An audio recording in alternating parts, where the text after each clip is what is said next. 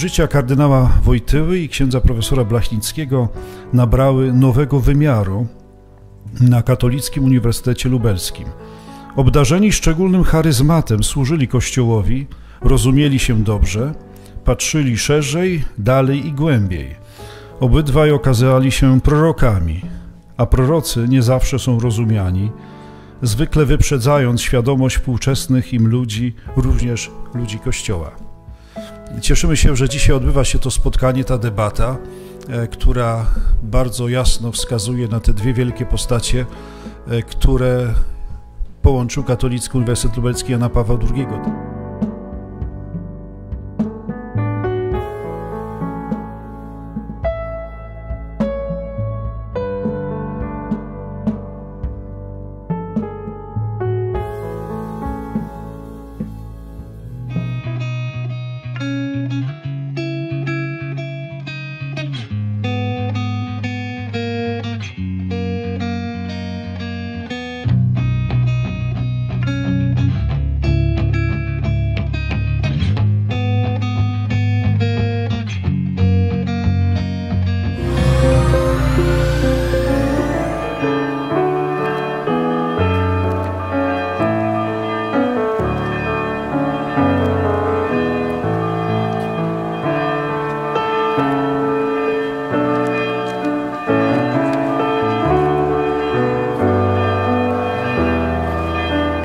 Rozpoczynamy nowy rok akademicki na Katolickim Uniwersytecie Lubelskim Jana Pawła II w szczególnych okolicznościach. Jest wśród nas przedstawiciel narodu wybranego i religii, z której wyrosło chrześcijaństwo. Chcemy w ten sposób zaznaczyć szczególną więź z naszymi starszymi braćmi w wierze i wyznaczyć kierunek, w jakim powinny zmierzać w przyszłości wysiłki naukowe na naszej uczelni. Miniony rok akademicki na naszej uczelni należy zaliczyć do bardzo udanych.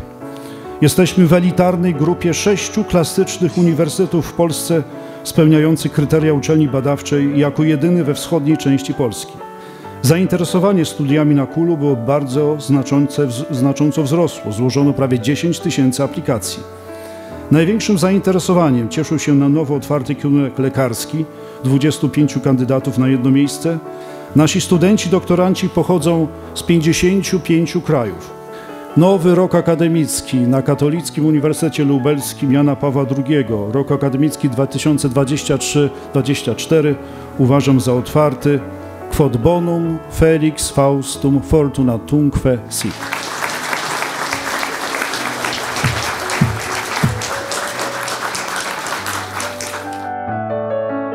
Dzisiejsza uroczystość nadania tytułu doktora honoris causa panu rabinowi, którego zaangażowanie w dialog żydowsko-chrześcijański bardzo ceni papież Franciszek, jest symbolicznym uwieńczeniem działań, które w tym kierunku KUL prowadzi od lat i będzie kontynuował.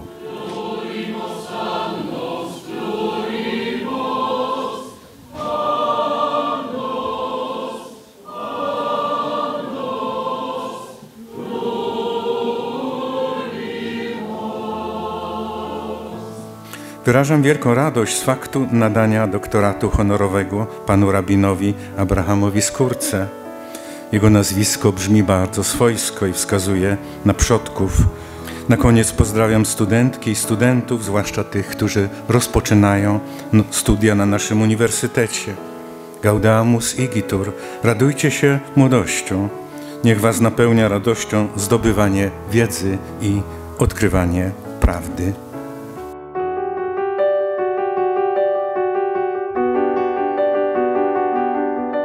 Centrum Heschela powstało 17 października 2022 roku i ciekawe, ta siedziba centrum jest bardzo wymowna, gdyż mieści się w gmachu Collegium Juridicum w Lublinie na Spokojnej, gdzie znajdował się sztab akcji Reinhardt, wskutek której życie straciło blisko 2 miliony Żydów. Centrum przez swoją otwartość i dialog pragnie odwrócić tę przerażającą historię, ukazując, że dobro zwycięża nad złem, prawda zwycięża nad kłamstwem, a miłość nad nienawiścią.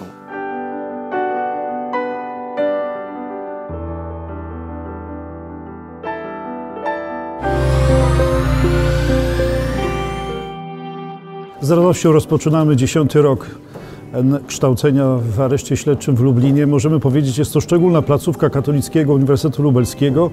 To już znaczne grono naszych absolwentów i jednocześnie grupa tych, którzy w tym roku rozpoczynają pierwszy rok kształcenia zarówno na pierwszym stopniu studiów licencjackich, jak i na drugim stopniu studiów magisterskich. To będzie 23 osoby. Rolą więziennictwa jest to, żeby człowiek, który przychodzi do więzienia, wyszedł nie gorszy, a naszym zadaniem jest lepszy. I myślę, że nie ma lepszej drogi poza nauką, która może to dać, bo ta przemiana tych osób, myślę, że ważne pytania, żeby zadać naszym panom studentom, jak oni do tego doszli, bo to każdego z nich jest determinacja. Zawsze marzyłem o tym, żeby uczyć się w ogóle studia, zacząć, skończyć. Było to takie dla mnie niedoścignione marzenie. Za młodu nigdy się nie uczyłem, omijałem szkołę, dopiero przebywałem w zakładzie karnym, skończyłem liceum, zdałem maturę i zobaczyłem, że to podnosi moją wartość. Jubileusz zawsze sprawia taką dodatkową aktywność związaną z tym, by uhonorować osoby, które stanęły u początku i które towarzyszyły temu projektowi, a jednocześnie by zacieśnić współpracę zarówno na poziomie okręgu, jak i całej Polski, bo trzeba pamiętać, że rekrutacja naszych studentów odbywa się w całej Polsce, czyli w ponad 100 zakładach karnych. Natomiast jeszcze takie szczegółowe rozwiązania dotyczące również wsparcia w zakresie podnoszenia swoich kompetencji, umiejętności również dla służby więziennych i to jest celem podpisania tej umowy.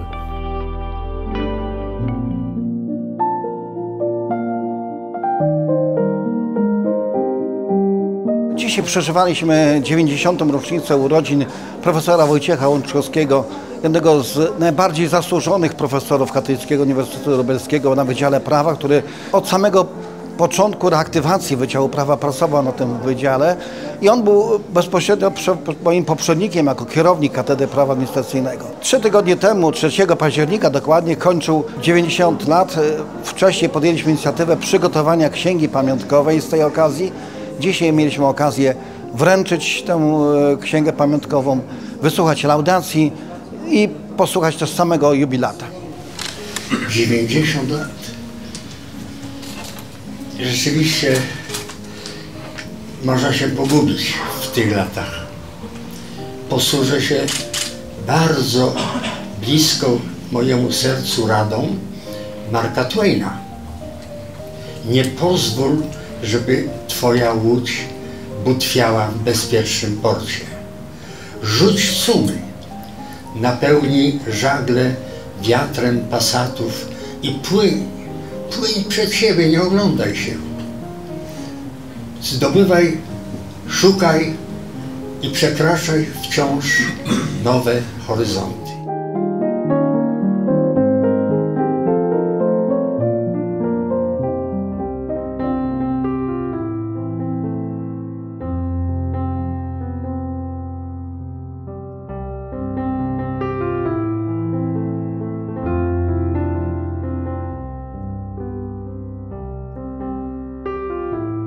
To już 4., przedostatni dzień naszego Kongresu Teologów Krajów Trójmorza, którego głównym organizatorem jest Wydział Teologii Katolickiego Uniwersytetu Lubelskiego, a także działające pod jego auspicjami Koło Naukowe Teologów. Bardzo się cieszymy z tego wydarzenia, zwłaszcza z ogromnej frekwencji, która towarzyszy tym wszystkim panelom. To jest bardzo dobry dowód na to, że naprawdę w Kościele nie jest tak źle.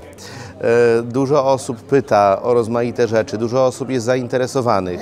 To, ile osób świeckich spoza gremiów uniwersyteckich przychodzi na ten kongres i zadaje pytania o Boga, o Kościół, o teologię, to dowód na to, że są tu rozmaite pragnienia, dobre pragnienia, których zaspokojenia te osoby mogą doświadczyć, wchodząc w głąb rzeczywistości Kościoła. Cieszymy się z obecności księży influencerów, cieszymy się z obecności wielu wybitnych profesorów z różnych dziedzin. Wielką radością był panel poświęcony problemom młodzieży, takim jak uzależnienia, jak ich obecność w sieci.